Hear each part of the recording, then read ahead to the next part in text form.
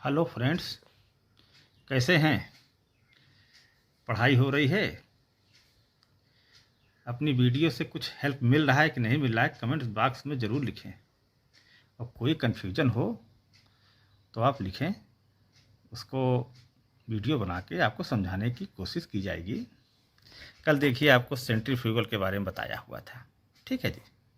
उसी के आगे का चीज़ लेते हैं। इसमें में आता है ग्रेविटी फैक्टर, जीएफ बोलते हैं।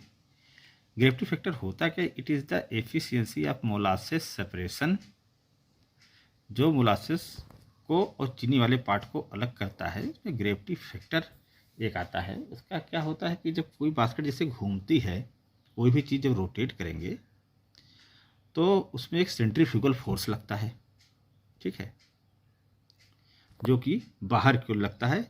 उसकी वैल्यू होती है mr ओमेगा स्क्वायर। अभी आगे आगे आगे आएगा आपका। और दूसरा इसमें है ग्रेविटेशनल फोर्स, ठीक है जी। दो चीज़ें हैं।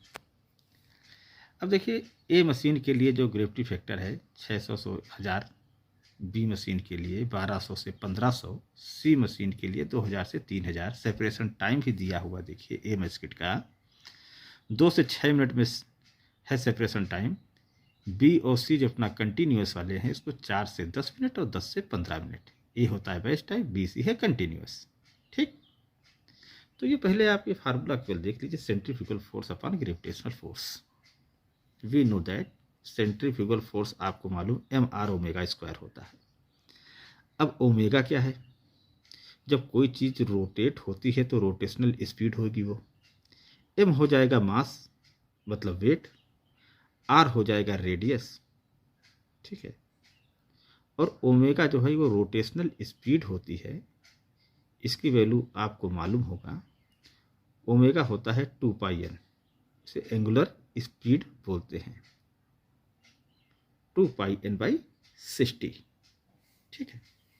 देखिए, एंगुलर स्पीड, रोटेशनल रेडियस हो गया, मास ऑफ पार्टिकल, क्लियर। अब ग्रेविटेशनल फोर्स आपको मालूम है, m और g होता है मल्टीप्लाई।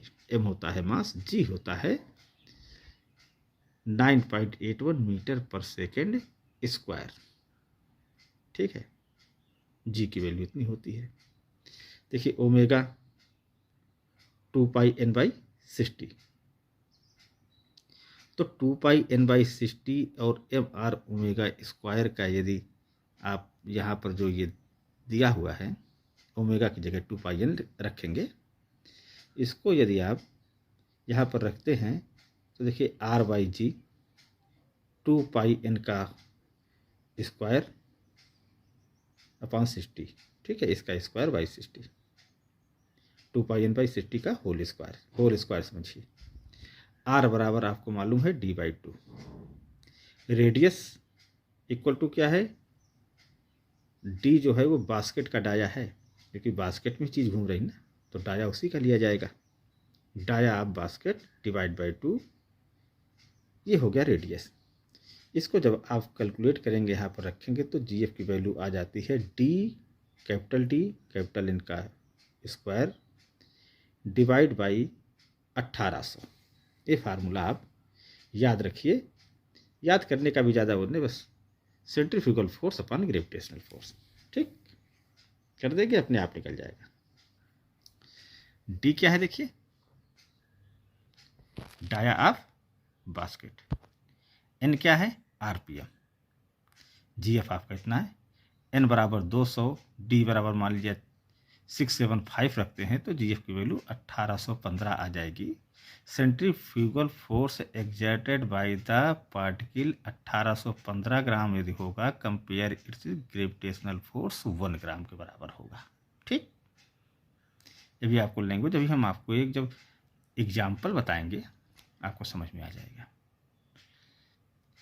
इस प्रकार भी लिख सकते हैं, जैसे 2πn/60 का होल स्क्वायर है, पहले 2 से 60 को काट दिए तो 30 हो जाएगा, ठीक। g की वैल्यू 9.81 रखते हैं, r बराबर d/2। यहाँ टोटल जब आप कैलकुलेट करेंगे, इसको mm में बदल लें, ठीक। जी एफ बराबर d n square pi square इतना करके ये भी हो जाएगा। ठीक, चाहे उससे करें चाहे इससे करें, दोनों से बात एक ही रहेगी।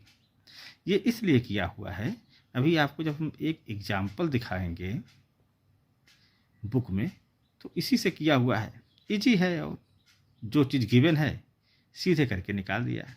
आप उससे भी कर सकते हो, 1-2 स्टेप आपको लंबा पड़ जाएगा बस, और कुछ नहीं होगा। ठीक है, अब हम आते हैं एग्जाम्पल पर।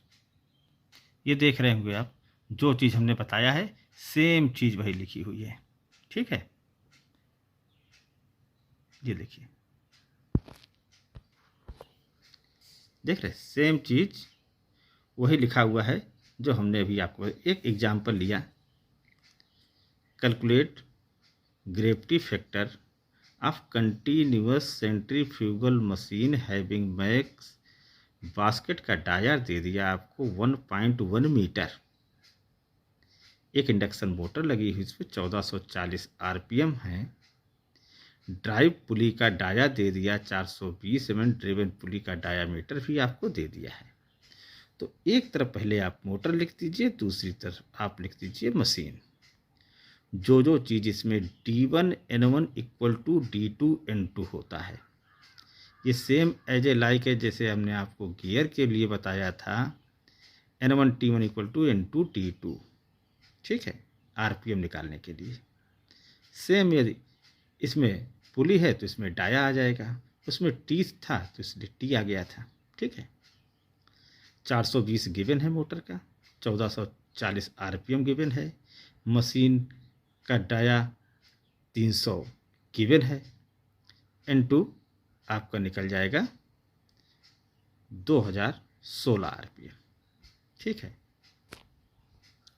अब यहाँ आ जाएंगे, ये आपको फार्मूला मालूम है, इससे आप ग्रेविटी फैक्टर निकाल दें।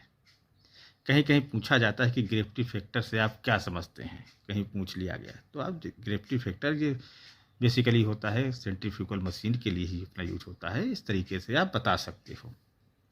तो एक थोड़ा ये क्वेश्चन आया था अपने पास, अभी सेंट्रीफ्यूगल के आगे ही पढ़ रहे थे, तो हमने कहा कि आपको ही बताना ज़रूरी है, क्योंकि यदि कोई भी चीज़ यदि पूछा जाता है तो अननोन नहीं होना चाहिए कि ये कोई चीज़ पूछा गया तो हमने पहली बार सुना, कभी ये चीज़ नहीं होनी चाहिए।